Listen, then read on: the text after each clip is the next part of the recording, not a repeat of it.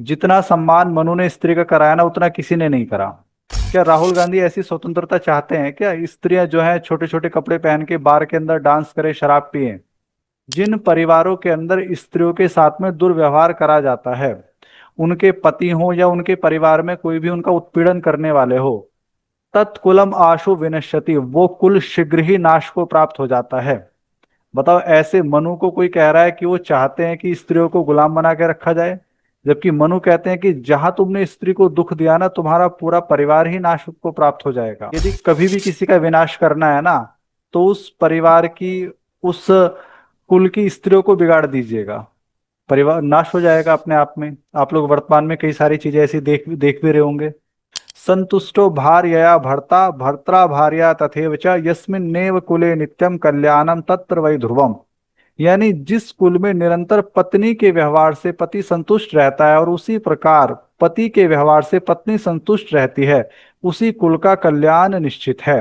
कि गर्व से कहो हम मनुवादी हैं।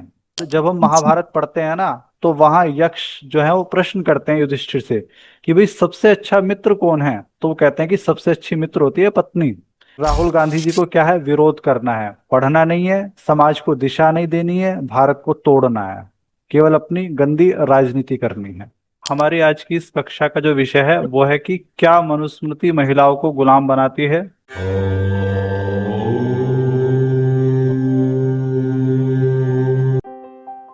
अभी हाल ही में जो है पुणे के अंदर एक कार्यक्रम हुआ था, जिसमें राहुल गांधी जी जो हैं उन्होंने मनुस्मृति के ऊपर बहुत ही एक ऐसा बयान दिया है जो बिल्कुल गलत है। तो जैसे कि आप लोग कंप्यूटर की स्क्रीन के ऊपर देख भी पा रहे होंगे, हमारी आज की इस कक्षा का जो विषय है वो है कि क्या मनुस्मृति महिलाओं को गुलाम बनाती है। और राहुल गांधी जी जो हैं, जो उन्होंने उस प्रोग्राम के अंदर, जो पुणे के अंदर हुआ था छात्रों की गूंज के नाम से, वहां एक तरीके से मनुस्मृति को लेके एक बकवासबाजी करी है। तो आज जो है हम प्रमाणों के साथ में, मनुस्मृति के ही प्रमाणों के साथ में जो है जो उन्होंने कहा है उसका हम लोग उत्तर देंगे। ठीक है, आप लोग अच्छे से कंप्यूटर की स्क्रीन को देख भी पा रहे होंगे, आप लोग मेरी आवाज को सुन भी पा रहे होंगे। हाँ। ठीक है जी। तो सबसे पहले जी। तो मैं आपको बताना चाहूंगा कि जो राहुल गांधी हैं उन्होंने क्या कहा। देखो, मनुस्मृति के अंदर कुल 12 अध्याय हैं।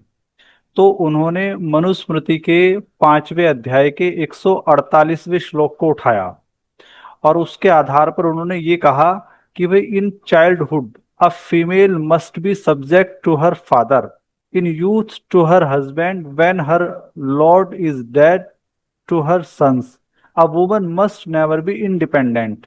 यानी जो एक स्त्री है वो कभी स्वतंत्र नहीं रह सकती है। जब वो बचपन में रहती है तो वो अपने पिता के अधीन रहती है, विवाह होने पे जो है वो अपने पति के अधीन रहती है, और संतान के होने पर जो है, या फिर जब उसकी अवस्था अधिक हो जाती है तो वो अपने पुत्र के अधीन हो जाती है। यानी एक स्त्री जो है कभी भी स्वतंत्र नहीं रह सकती, ऐसा जो है उन्होंने कहा है, और इसका आधार उन्होंने लिया है मनुस्मृति को। ठीक है। और जैसे कि हम आपको पहले ही बता चुके हैं कि मनुस्मृति के अंदर कुल 12 अध्याय हैं।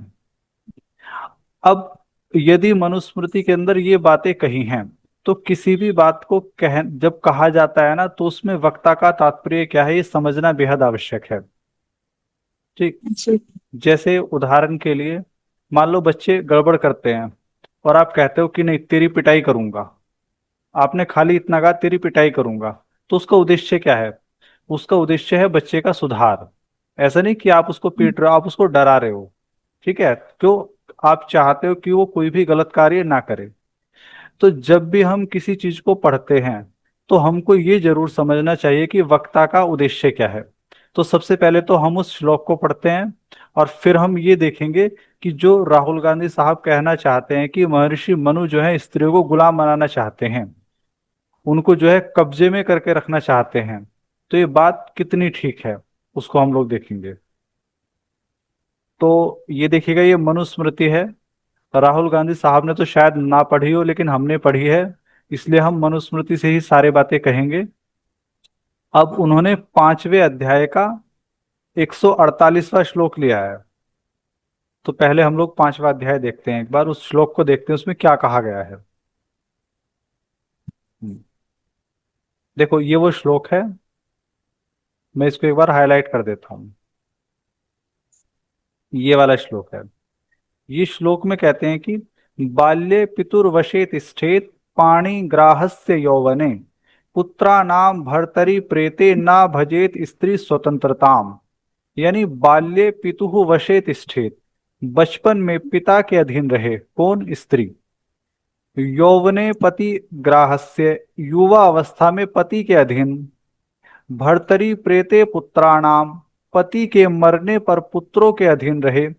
स्त्री स्वतंत्रताम ना भजेत, स्त्री कभी स्वतंत्र न रहे। अब जब आपको पहली बार इस श्लोक को पढ़ाया जाएगा तो आपको ऐसा लगेगा कि हाँ, वास्तव में मनु जो है ना वो स्त्रियों की स्वतंत्रता को छीन रहे हैं। क्योंकि वो कह रहे हैं कि बचपन में पिता के अधीन रहे, जवान होने पर, विवाह होने पर पति के अधीन रहे, और जब पति मर जाए तो उसके पश्चात पुत्रों के अधीन रहे, स्त्री कभी स्वतंत्र ना रहे। जब राहुल गांधी जैसे इस बात को कहेंगे और ये कहेंगे कि देखो मनु जो है ना स्त्रियों को गुलाम बनाने का कार्य कर रहे हैं, वो चाहते हैं कि एक स्त्री कभी आजाद ना हो, तो आपको भी ऐसा लगेगा पहले पहल कि हाँ बिल्कुल ठीक कह रहे हैं। लेकिन मैं आपसे दो बातें पूछता हूँ। पहली बात तो यह है कि यदि मैं ये कहता हूं कि बच्चे जो है वो माता पिता के अधीन रहते हैं, तो बच्चे माता पिता के गुलाम होते हैं, माता पिता उनके संरक्षक होते हैं, उनकी देखभाल करते हैं? बताइएगा। हम्म। रक्षक होते हैं ये। जैसे जैसे मैं कहता हूं, कई बार क्या होता है कि जब देश के अंदर कोई भी उपद्रव होता है तो उस एरिया को सेना के अधीन कर देते हैं। तो सेना वहां क्या करती है? सेना वहां व्यवस्था करती है, उनकी सुरक्षा करती है, उनको गुलाम बनाती है वहां पे। बोलिएगा। सुरक्षा। तो जब यहाँ ये तो बात कही गई है कि स्त्री जो है वो बाल्य अवस्था में पिता के अधीन रहे, तो पिता उसको गुलाम बनाएगा या पिता उसकी सुरक्षा करेगा? हम्म। जब विवाह के पश्चात जो है स्त्री एक पति के अधीन रहे, तो पति का वहां अर्थ क्या है? पति कहते किसको? जो पालन करने वाला होता है, जो रक्षा करने वाला होता है। तो मनु का भाव ये नहीं है कि वो उसको गुलाम बना के रखे, वो उसको पैर की जूती बना के रखे। समझे? ये मान्यता जो है पैर की जूती बनाने वाली जो है ना, ये ईसाइयों और मुस्लिमों की है। ये भारतीय सनातन मान्यता नहीं है। यदि यह है कि बचपन में जो है वृद्धावस्था में पुत्र के अधीन रहे। अब जैसे कि मेरे फादर साहब नहीं है, ठीक है, तो मैं और मेरी माता जी दोनों रहते हैं। तो मैं अपनी माता को गुलाम बना के रखता हूँ, या मेरा ये फर्ज है कि वो मेरे साथ में रहती हैं तो मैं उनकी सारी व्यवस्था करूँ, उनका अच्छे से ध्यान रखूं? बोलिएगा आप। हम्म। तो मनु आपका फर्ज। मनु ने जो कहा है फर्ज ना, है। अधीन रहने वाली बात, वो गुलामी के रूप में नहीं कही है, वो संरक्षण के रूप में कही है। और दूसरी बात अब मैं आपसे पूछता हूं कि कोई भी ग्रंथ जो है उसका प्रारंभ पहले अध्याय से होता है, पांचवें अध्याय से होता है? हम्म? पहले। जब राहुल गांधी जी मनुस्मृति के पांचवें अध्याय के 148वें श्लोक को मतलब उद्धृत कर रहे हैं, तो इसका मतलब क्या है? या तो उन्होंने पहले के अध्याय पढ़े हों, या फिर जो दूसरों ने कहा वो बोल रहे हों। यदि राहुल गांधी जी ने मनुस्मृति के पहले के अध्याय पढ़े हैं तो उनको जो है ना इस श्लोक के अर्थ में दिक्कत ही नहीं होनी चाहिए थी। और यदि उन्होंने नहीं पढ़े तो इसका मतलब क्या है कि वो जानबूझ के लोगों को बहकाना चाहते हैं। अब आप कहोगे आचार्य जी कैसे? तो मैं आपको बताता हूँ। देखो, हम लोग खोलते हैं मनुस्मृति का तीसरा अध्याय। ये आप लोग देख पा रहे होंगे। ये मनुस्मृति का जो है ना तीसरा अध्याय है, और तीसरे अध्याय का अच्छा। 55वां श्लोक मैं आपको दिखाता हूँ। देखो, कोई भी चीज जो है ना वो एक क्रम है। तो तीसरे अध्याय में जो है ना स्त्रियों के संबंध में, विवाह आदि के संबंध में बहुत सारी बातें आई हैं। प्रथम अध्याय में जो है सृष्टि के संबंध में, जगत की उत्पत्ति के संबंध में है। राहुल गांधी साहब सीधा पांचवें अध्याय पे चले गए, लेकिन हम आपको तीसरे अध्याय से बताते हैं। तो तीसरे अध्याय का 55वां श्लोक कहता है कि पितृभिर भ्रातृभिश्चैताः पतिभिर देवरैस्तथा पूज्या भूषितव्याश्च बहु कल्याणमीप्सुभिः। यानी बहु कल्याणमीप्सुभिः, जिसको अपना बहुत कल्याण चाहना है, यानी जो चाहता है मेरा कल्याण हो, ऐसा पिता है, ऐसा भाई है, ऐसा पति है और ऐसा देवर है। तो पिता क्या है, अपनी पुत्री को, भाई क्या है, अपनी बहन को, पति क्या है, अपनी पत्नी को, और देवर क्या है, अपनी भाभी को सदैव पूज्या, यानी उसको आदर करे, उसका सत्कार करे, समझे, उसका कभी अपमान ना करे। दूसरा, भूषी तव्याश्चा, जो वस्त्र आभूषण आदि भोजन आदि जो है ना, उनसे हमेशा जो है ना उसका जो है सत्कार करे, उसको कभी कमी ना रहने दे। यानी यदि मैं साधारण सी भाषा में यहाँ पढ़ता हूँ, इसका अर्थ पढ़ता हूँ मैं, देखो ऋषि दयानंद ने भी दिया है। पिता भ्राता पति और देवर को योग्य है कि अपनी कन्या, पिता के लिए कन्या, भाई के लिए बहन, पति के लिए पत्नी और देवर के लिए भाभी आदि स्त्रियों की सदा पूजा करे, अर्थात यथा योग्य मधुर भाषण, भोजन, वस्त्र, आभूषण आदि से प्रसन्न रखे। जिनको बहुत कल्याण की इच्छा हो वे स्त्री को क्लेश न देवें। अब देखो ऋषि ने क्या बात लिखी है, कि जो चाहते हैं हमारा बहुत अधिक कल्याण हो, वो कभी परिवार की स्त्री को दुख ना देवें। अब राहुल गांधी का ये कहना कि मनु ने जो है स्त्री को गुलाम बनाने की बात कही है, ठीक है, और यदि यहाँ पे मनु महाराज ये कहते हैं कि स्त्री को कभी दुख ना दे, बेशक वो किसी भी रिश्ते में हो, वो बेटी के रिश्ते में हो, पत्नी के रिश्ते में हो, बहन के रिश्ते में हो, भाभी के रिश्ते में हो, तो बताओ क्या राहुल गांधी इस चीज को समझे कि संरक्षण क्या होता है और गुलामी क्या होती है? हम्म? यदि पति, भाई, पिता आदि इस रिश्ते से जो है रख रहे हैं घर की महिला को, तो इसमें क्या दोष है? बोलिएगा। चलो कोई आगे हम, दोष नहीं। आगे हम लोग आगे दिखाते हैं हम लोग, जो है तीसरे अध्याय का ही 56वां श्लोक हम दिखाते हैं। इसमें लिखते हैं कि यत्र नार्यस्तु पूज्यन्ते रमन्ते तत्र देवताः यत्रैताः तु न पूज्यन्ते सर्वास् तत्रा फलः क्रियाः। यानी जिस कुल में नारियों की पूजा अर्थात आदर सत्कार होता है, यानी देखो पूजनम नाम सत्कारः, पूजा का अर्थ ये नहीं होता है कि थाली ले ली और उनकी आरती उतारी जाए। पूजा का अर्थ होता है उनका आदर करना, उनका सत्कार करना, उनका सम्मान करना, ठीक है। तो कहते हैं कि जिस कुल में, जिस परिवार में घर की महिलाओं का सम्मान होता है, उनका सत्कार होता है, निश्चय ही उस कुल में दिव्य संतान, दिव्य गुण, दिव्य भोग प्राप्त होते हैं। यानी उस परिवार में सब कुछ क्या है, दिव्यता को प्राप्त होगा, सब कुछ अच्छा होगा। जहां इनका सत्कार नहीं होता अर्थात अनादर और उत्पीड़न होता है, उस कुल में गृहस्थ संबंधी सब क्रियाएं निष्फल रहती हैं, अर्थात स्त्रियों की प्रसन्नता और सम्मान के बिना गृहस्थ में गुणी संतान, सुख, शांति, सफलता, उन्नति आदि नहीं हो पाती। मतलब समझे इस चीज का क्या है, कि महर्षि मनु कहते हैं कि जिस परिवार में स्त्री का सम्मान होगा, उस परिवार में सब कुछ अच्छा ही अच्छा होगा। और इसका उल्टा कहते हैं कि जहां स्त्री का सम्मान नहीं होगा, जहां उसको दुख दिया जाएगा, जहां उसको परेशान करा जाएगा, उनके सारे कार्य बेकार हो जाएंगे, उनके जीवन में किसी प्रकार का कोई सुख नहीं होगा। तो बताओ ऐसा आदर्श जो मनु रख रहे हैं और कहाँ मिलेगा? हम्म, बोलिएगा। अभी अभी जो है ना, अभी मैं एक शरद यादव हुए हैं, तो उनकी बेटी का एक बयान आया था। तो वो गोस्वामी तुलसीदास जी के ऊपर एक आरोप लगा रही थी और कबीर साहब का समर्थन कर रही थी। हालांकि हम जो है कबीर साहब का भी समर्थन करते हैं, गोस्वामी तुलसीदास जी का भी समर्थन करते हैं, हम दोनों को ही सम्मान देते हैं, क्योंकि हमको पता है जो हमारे संत हुए हैं उनकी भावनाएं अलग हैं। तो जैसे कि रामचरितमानस के अंदर एक श्लोक आता है, ढोल गवार शूद्र पशु नारी ये सब ताड़न के अधिकारी। तो उन्होंने कहा कि देखो ये जो है ना कितना अपमान करा गया है गोस्वामी तुलसीदास जी के द्वारा, किनका? स्त्रियों का, समझे। और फिर वो कहते हैं कि देखो कबीर साहब ने कितना सम्मान किया है, जबकि जब आप कबीर साहब की वाणी को पढ़ोगे ना तो वो और भी कठोर है। वो तो कहते हैं कि नारी तो हम भी करी जाना नहीं विचार, जब जाना तब पर हरी नारी बड़ा विकार। कि विवाह हमने भी किया लेकिन हमको पता नहीं था, लेकिन जब हमने देखा, जब हमने जाना, तब हमको पता चला कि स्त्री कितना बड़ा विकार है। नाया नारी की छाया पड़त अंधा होत भुजंग, कबीरा तिनकी क्या गति जोनित नारी के संग। यानी स्त्री की परछाई पड़ने से तो जो है ना सांप भी अंधा हो जाता है, उनकी क्या स्थिति होगी जो हमेशा स्त्री के साथ में रहते हैं। देखो कबीर ने यदि ये बात लिखी है ना, तो किसी कोई प्रसंग है उसके अंतर्गत ये बात लिखी होगी, परंतु मनु ने तो ऐसा लिखा ही नहीं है। मनु क्या कहते हैं, यत्र नार्यस्तु पूज्यन्ते रमन्ते तत्र देवताः, यत्र इताः तु न पूज्यन्ते सर्वास्तत्र फलाः क्रियाः।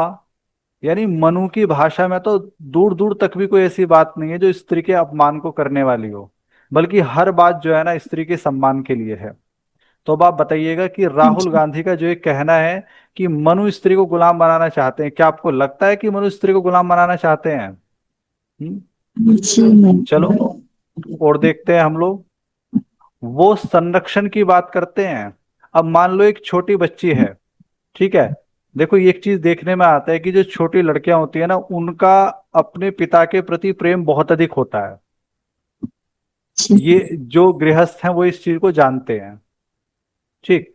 तो क्या जी उन बच्चियों को बाद में ये कहा जाए कि नहीं नहीं तुम्हारे पिता ने तो तुमको गुलाम बना के रखा है? ये कितनी बड़ी मूर्खता होगी, आप सोचिएगा।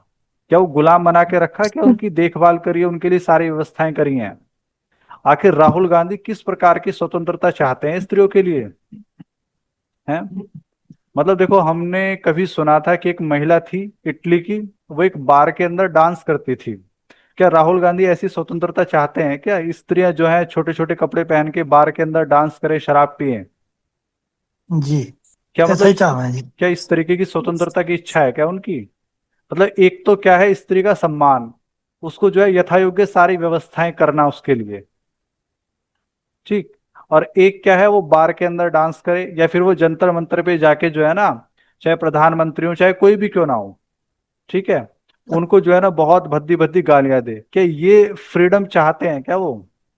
तो मुझे लगता है ऐसी फ्रीडम से तो अच्छा मनु का जो संरक्षण वाला सिद्धांत है वही अच्छा है। हम्म इस तरीके की चीजों से तो।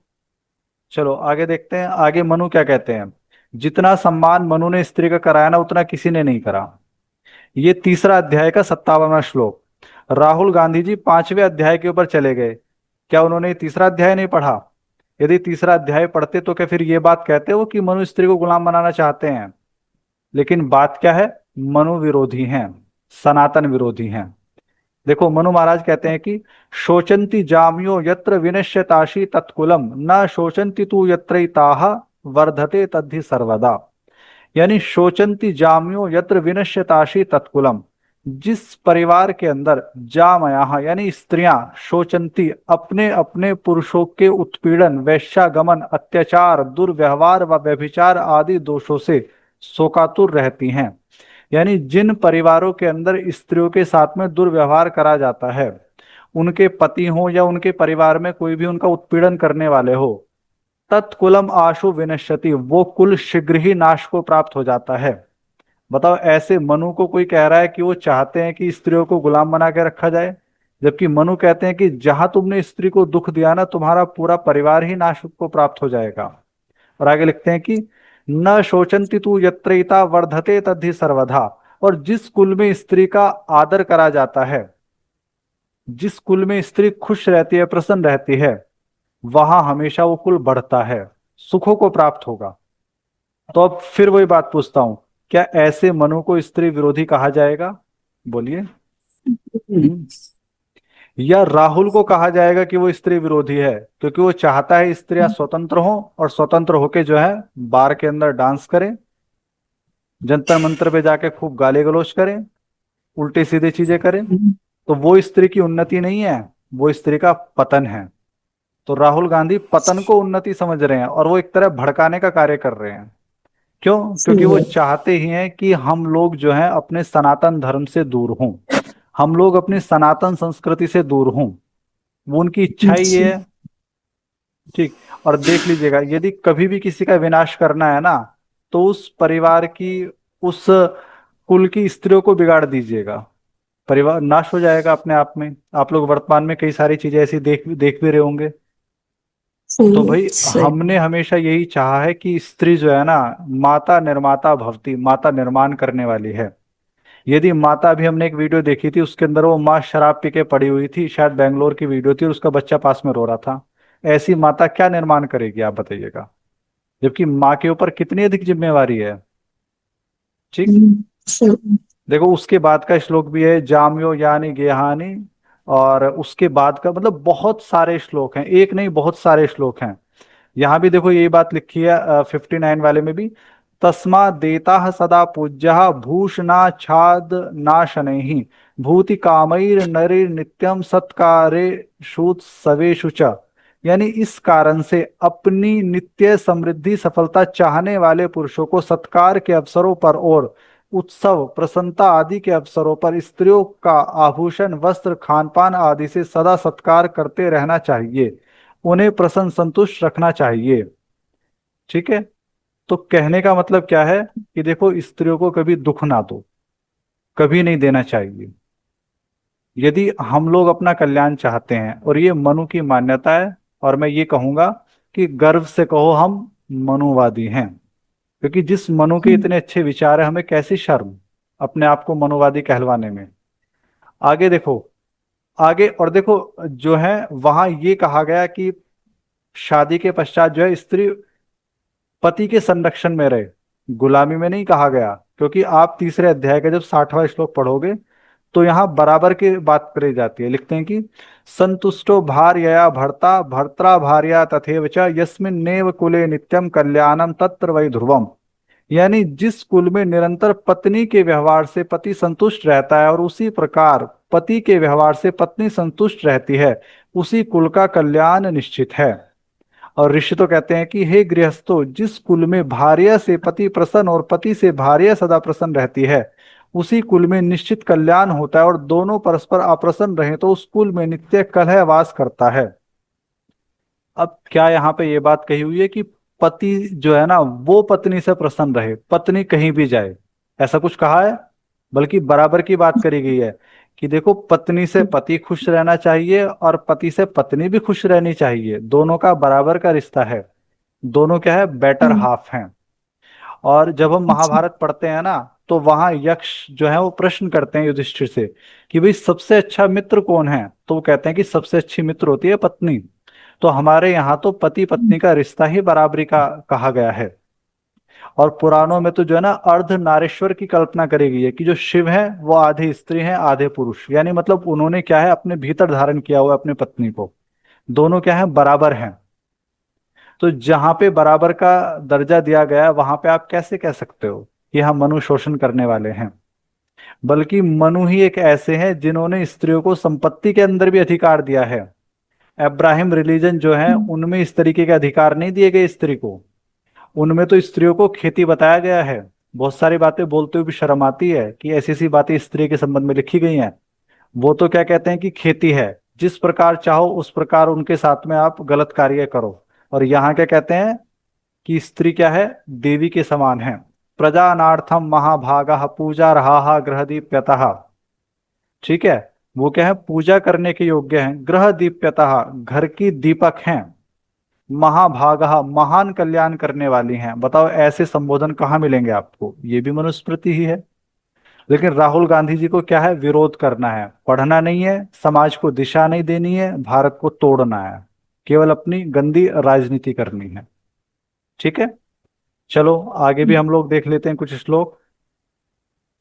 एक श्लोक देखिएगा, ये तीसरे अध्याय का 62। स्त्रियाम तु रोचमानायाम सर्वम तद रोचते कुलम तस्याम तु अरोच मानायाम सर्वमेव न रोचते। देखो इसका अर्थ जो है महर्षि ने किया है, उसको भी मैं दिखाता हूं आपको। यदि पुरुष स्त्री को प्रसन्न नहीं करता तो उस स्त्री के अप्रसन्न रहने से सब कुल भर अप्रसन्न शोकातुर रहता है। और जब पुरुष से स्त्री प्रसन्न रहती है तब सब कुल आनंद रूप दिखता है। यानी यदि पत्नी जो है या घर की स्त्रियां जो हैं वो अपने चाहे पिता है, चाहे भाई है, चाहे पति है, चाहे देवर है, मतलब वो उनका आदर सत्कार करने वाले हैं वो पुरुष। ठीक है। और स्त्री जो है खुश रहने वाली है, तो वो कुल की उन्नति है। और यदि स्त्री दुखी है ना पुरुष के व्यवहार से, ठीक है, पुरुष के अनुचित व्यवहार से, तो समझ लीजिएगा वो सारा कुल ही दुख में डूब जाएगा। अब बताओ 5वें अध्याय के 148वें श्लोक में जो बात कही गई है और इन श्लोकों में जो बात कही गई है, क्या आपको ऐसा लगता है कि मनु का भाव स्त्री को गुलाम बनाने का है? जब मनु बार बार कह जी रहे हैं स्त्रियों को दुख ना दिया जाए, परेशान ना करा जाए, उनको जीवन में किसी प्रकार का कष्ट ना दिया जाए, तो क्या वहां इस बात को कहना कि स्त्री जो है बाल्यावस्था में पिता के अधीन रहे, स्त्री जो है युवा अवस्था में पति के अधीन रहे, पति के पश्चात पुत्र के अधीन रहे, स्त्री स्वतंत्र नहीं है, तो क्या उद्देश्य यह है कि स्त्री को गुलाम बना के पैर की जूती बना के रखा जाए? बल्कि बार बार क्या कहते हैं, उसको जी दुख ना दिया जाए, परेशान ना करा जाए, हर तरीके से उसका ध्यान रखा जाए। ठीक है, हाँ मनु तो कहते हैं कि कन्या नाम संप्रदानम च कुमारा नाम च रक्षणम, कि ये तो राजा का नियम होना चाहिए कि स्त्री और पुरुष यानी एक लड़का और लड़की दोनों की अनिवार्य शिक्षा हो। मनु किसी चीज में कोई कॉम्प्रोमाइज नहीं करना चाहते। मनु अच्छा योग्यता के आधार पर आगे बढ़ाना चाहते हैं, समझे? और देखो वो विषय अलग है, लेकिन एक बार कह देता हूं, मनु ने कोई जाति व्यवस्था नहीं दी, मनुस्मृति में कोई जाति नहीं है। ठीक है, ये बहुत सारी बातें गलत थोपी गई हैं मनु के ऊपर। अच्छा, आगे और दिखाता हूं मैं आपको। अब जो है, अब आपने एक चीज देख ली कि विवाह के पश्चात जो है दोनों एक दूसरे से प्रसन्न रहें, दोनों प्रसन्न है तो ही परिवार की उन्नति संभव है। अच्छा, यदि विवाह न हुआ हो तो उससे पहले क्या लिखा है मनु ने? तो मनु उससे पहले लिखते हैं कि कामम आमरना तिष्ठेद गृही कन्यर तुमत्यपि नाचै वेनाम प्रेक्षेत्तु गुणहीनाय करहिचित। यानी कामम आमरना तिष्ठेत गृहे कन्युर तुमत्यपि नाचै वैनाम प्रेक्षेत्तु गुणहीनाय करहिचित। यानी भले ही कन्या अमरनाथ मरण पर्यंत गृह पिता के घर में तिष्ठेत बिना विवाह के बैठी भी रहे, तू परंतु गुणहीनाय गुणहीन पुरुष के साथ इनाम कर हिचित न प्रेक्षेत, अपनी कन्या का विवाह कभी न करे। यानी चाहे सारे जीवन लड़की परिवार के अंदर क्यों ना बैठी रहे, लेकिन जो आदमी अच्छा नहीं है ना उसके साथ उसका विवाह न करें। अब मनु ने जब ये बात कही है कि गलत के साथ उसका विवाह न करे, तो इसका मतलब क्या है? जो अच्छा है उसके साथ उसका विवाह करे। और जो अच्छा पुरुष है, यदि वो स्त्री को अपने संरक्षण में रखता है तो इसमें गलत क्या है? देखो, यदि मनु ये कहते हैं सही कि गलत आदमी से शादी करी जाए और वो गलत उसको उसको पैर की जूती बना के रखे, तो बहुत बड़ा अपराध है। लेकिन मनु तो कह ही ये रहे हैं कि बेशक सारे जीवन वो कुंवारी रहे लेकिन गलत के साथ विवाह ना करे। और फिर कहते हैं कि जिसके साथ विवाह करे वो उसके साथ में अच्छे से रहे, और दोनों क्या है, एक दूसरे के जो है संतुष्ट रहें, दोनों एक दूसरे के अनुकूल चले।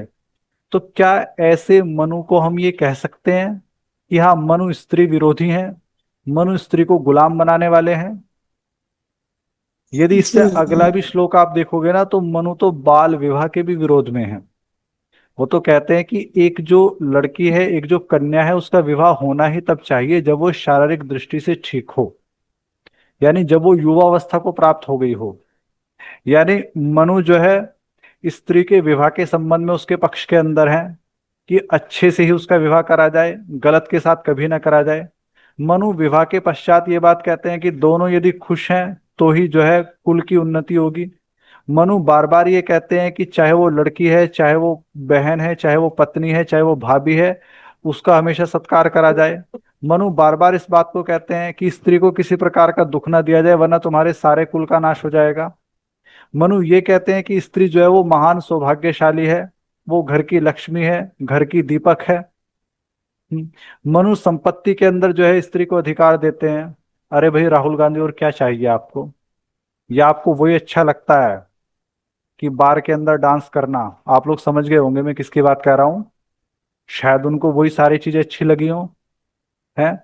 या फिर उनको वो अच्छा लगता हो कि जंतर मंतर पे जो है माँ बहन की गाली लड़कियां दे।